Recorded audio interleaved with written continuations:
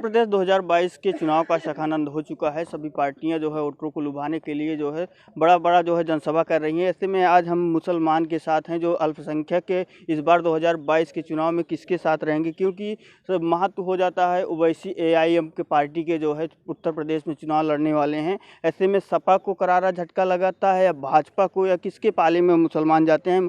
सबसे पहले आपका नाम जानना चाहेंगे। मैं शहर अध्यक्ष कांग्रेस इरफान अली एडवोकेट आपसे रूबरू हूँ।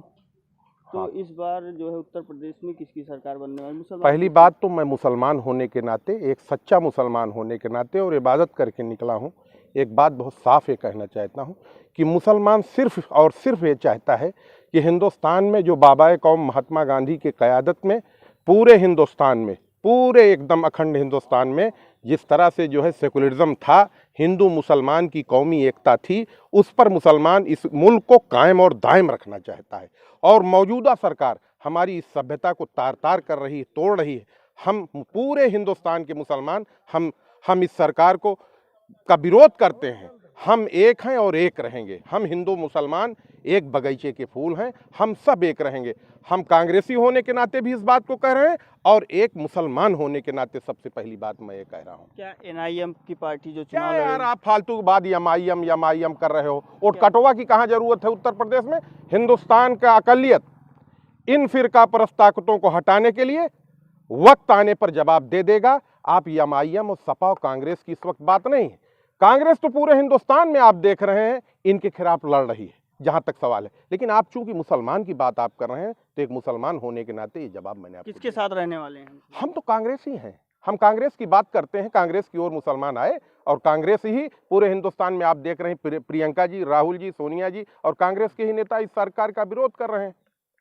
ऐसे हमारे साथ इन्होंने कहा जो भी सरकार हो। फिलहाल आपका नाम क्या है? रिजवान हुसैन इस एडवोकेट। बार किसकी सरकार बनने वाली है? इस बार तो सरकार समाजवादी की बनने के आसार दिख रहा है और साफ साफ दिख रहा है कि सरकार समाजवादी की ही बनेगी। क्या जिस तरीके से एमआईएम पार्टी के जो है उत्तर प्रदेश चुनाव लड़ने वाले, क्या कुछ फर्क पड़ने वाला है उत्तर प्रदेश में? तो जहाँ लड़ेंगे वहाँ फर्क पड़ने वाला है ना। कहाँ चुनाव लड़ेंगे? 30 से 35 सीट पर चुनाव ही लड़ने वाले हैं पूरे उत्तर प्रदेश में। तो क्या लगता है इस बार? कोई फर्क नहीं है। किस मुद्दे पर जो है आप लोग वोट देंगे? किसको? जिस पार्टी को जो है सरकार बनाना चाहते हैं, तो मुद्दा क्या होगा? मुद्दा क्या है? मुद्दा विकास का मुद्दा है। क्या नाम है आपका? रिजवान हुसैन। इन्होंने कहा विकास के मुद्दों पर। फिलहाल समाजवादी पार्टी, क्या नाम है आपका? जो है किन मुद्दों पर इस बार वोट करेंगे? मुसलमान किसके साथ रहने वाले हैं? वासिक खान नाम है मेरा। ये पूरे उत्तर प्रदेश का मुसलमान समाजवादी पार्टी के साथ जाएगा। समाजवादी पार्टी सभी जात और धर्म को लेकर के चलती है। आपने देखा होगा 12 से 17 तक एक भी किसी ऐसी जात नहीं है जिसके साथ समाजवादी पार्टी नहीं रही है। समाजवादी पार्टी सभी जात को लेकर चलती है। इस वजह से समाजवादी पार्टी का विकास भी समाजवादी ने किया है। जो समाजवादी ने विकास किया है, जो भी समाजवादी ने अपनी योजना दी है, उसी का ये फीता काट रहे हैं। तो समाजवादी पार्टी के साथ सभी लोग समाजवादी पार्टी के साथ जाएंगे। एमआईएम की बात आप जो कह रहे हैं, एमआईएम के साथ लोग जाते हैं। एमआईएम अगर 403 सीटों पर लड़ाएगी तब तो लोग एमआईएम की तरफ मूव करेंगे। अगर 100 सीट, 50 सीट, 30 सीट लड़ाएंगे तो और मुसलमान, हमारे जो 403 सीटें हैं उस पर मुसलमान कहाँ जाएगा, ये एमआईएम वाले बता दें। अगर एमआईएम ये बताती है कि हम लड़ाएंगे और 403 पे लड़ाएं तब तो मुसलमान पूरी तरह से एमआईएम की तरफ जाएगा। 50 सीट, 5 सीट, 10 सीट लड़ाएगा तो मुसलमान तो बढ़ जाएंगे ना। इस वजह से सभी मुसलमान जो है समाजवादी पार्टी के साथ जाएंगे। इस बार सरकार बनती है समाजवादी पार्टी की सरकार बनेगी। उत्तर प्रदेश में क्या कुछ होने वाला है? समाजवादी पार्टी की सरकार बनेगी, विकास होगा। जैसे राष्ट्रीय अध्यक्ष जी ने कहा है कि बिजली फ्री हो जाएगी, 300 यूनिट बिजली फ्री रहेगी। 2 साल तक, वो 3 साल तक जो है राशन फ्री हो जाएगा। जो अभी ये इन्होंने मार्च तक बढ़ाया है राशन, वो उन्होंने 5 साल के लिए राशन कर दिया है कि 5 साल राशन। अभी हाल ही में चाचा भतीजे एक हो गए हैं, तो क्या लगता था उत्तर प्रदेश में कुछ नया और होगा कि छोटी छोटी पार्टी? अभी कुछ छोटी पार्टियां हो सकता है कि और आ जाए, वो तो राष्ट्रीय अध्यक्ष जी का मानना है। हो सकता है कि छोटी पार्टियां और सम्मिलित हो जाए। चाचा भतीजा एक हो गए।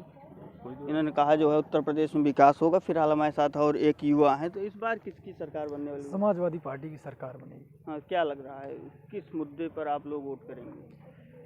मुद्दा जो है विकास का मुद्दा है। उन्होंने विकास किया था, माननीय अखिलेश यादव ने विकास किया था, 2017 तक विकास किया था। मुसलमान इस बार जो है समाजवादी पार्टी में वोटिंग करेगा? जी, हम तो हमारे चाचा जी समाजवादी पार्टी के एक लीडर थे, महासचिव थे। हम भी समाजवादी पार्टी को वोट देंगे, अपील करेंगे जनता से, समाजवादी पार्टी की सरकार बन रही है, समाजवादी पार्टी को वोट दें। जिस तरीके से शिक्षक को लेकर के लगातार जो है इनकी सरकार में जो है वो हो जा रहा है, लीकेज हो रहा है पेपर, तो क्या लगता है युवाओं के लिए कुछ कर पाई है सरकार? नहीं, युवा जो है बेरोजगार हैं। जिस तरह से उन्होंने रोजगार के लिए वादा किया था शिक्षक से, उस तरह से रोजगार दे नहीं पाए और इनके सामने तमाम मुद्दे रहे, उन मुद्दों का भरपाया नहीं उन्होंने कर पाया। तो कहीं ना कहीं जो है इस बार जो है बेरोजगारी और महंगाई को लेकर के वोटिंग। जी, महंगाई तो बहुत बड़ी है। आप देख लीजिए, हम यही पेट्रोल जो है 60 रुपये में पाते थे। इन्होंने वादा किया था सरकार बनने से पहले 36 रुपये में पेट्रोल देंगे हम, लेकिन 36 नहीं, ये हो गया 110 रुपये और 96, 97, 98 रुपये में हमको पेट्रोल मिल रहा है। तो आप खुद ही समझ सकते हैं कि महंगाई बढ़ी है या घटी है। आप मोटरसाइकिल चलाते होंगे, आपको खुद ही पता है कि पेट्रोल बढ़ा है या घटा है। फिलहाल और हमारे साथ लोग हैं जो है 2022 का चुनाव को जोकर। चाचा, इस बार 2022 का चुनाव है, इस बार जो है मुसलमान किसके साथ होने वाले हैं, किन मुद्दों पर जो है वोट करेंगे, क्या कुछ होगा? मुसलमान ये देखेगा कि मुल्क किस चीज़ में फ़ायदा है, उस तरफ जाएगा। मुल्क के फ़ायदे की तरफ जाएगा, किसी और की तरफ नहीं जाएगा। क्योंकि अब आप एनालिसिस करें, आप लोग मीडिया से हैं, कि मुल्क में किस तरफ जाना चाहिए। तो क्या लगता है MIM पार्टी अगर चुनाव उत्तर प्रदेश में लड़ती है तो क्या मुसलमान कुछ उनकी तरफ भागेंगे, या जो है समाजवादी की तरफ रहेंगे, या कांग्रेस की तरफ रहेंगे, क्या लगता है? आपको लगता है कि MIM जो है वो राष्ट्र हित में फ़ायदा दे पाएगी? क्योंकि मैं तो नहीं महसूस करता हूँ। अगर आप महसूस करते हैं तो आपकी बात है।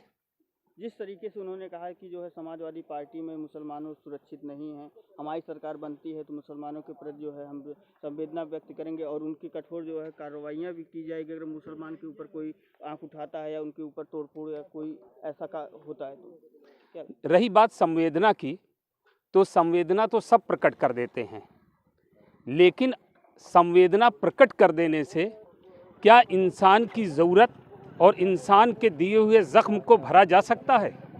ऐसा तो मैं महसूस नहीं करता हूँ।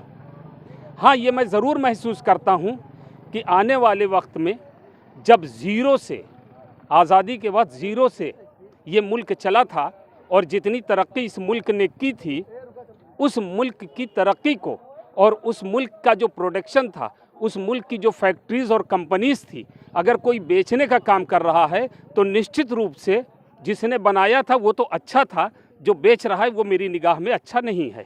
हमने इसीलिए आपसे शुरू में कहा कि हम मुल्क की बात करते हैं, ना कि किसी और की बात करते हैं। भाजपा कहती है सबका साथ सबका विकास, क्या इस बार जो है मुसलमानों का विकास हुआ है भाजपा सरकार में? आप पार्टिकुलर मुसलमानों को क्यों लेना चाहते हैं? नहीं, आप ये देखिए, अगर देश का विकास होगा तो निश्चित रूप से उसमें मुसलमान है, मुसलमान का भी विकास होगा। जब राष्ट्र का ही विकास नहीं हुआ तो मुसलमान का कैसे हो जाएगा? तो इस बार प्रथम राष्ट्र है ना, बाद में जाति बरादरी है। इस बार किसकी सरकार बनाने वाले हैं आप? हम लोग, जी, वाह, सवाल बहुत खूबसूरत किया आपने। क्या? हम तो उसकी सरकार बनाएंगे जो राष्ट्रहित में होगा। इन्होंने कहा हम उसकी सरकार बनाएंगे जो राष्ट्रीय हित में भी। फिलहाल 2022 के चुनाव का सखानंद हो चुका है, अपनी अपनी तरीके से पार्टियां जो है जनसभा कर रही। ये आने वाला 2022 का चुनाव बताएगा कि 2022 में किसकी सरकार सत्ता है। ETV भारत के लिए प्रतापगढ़ से संजय पाल।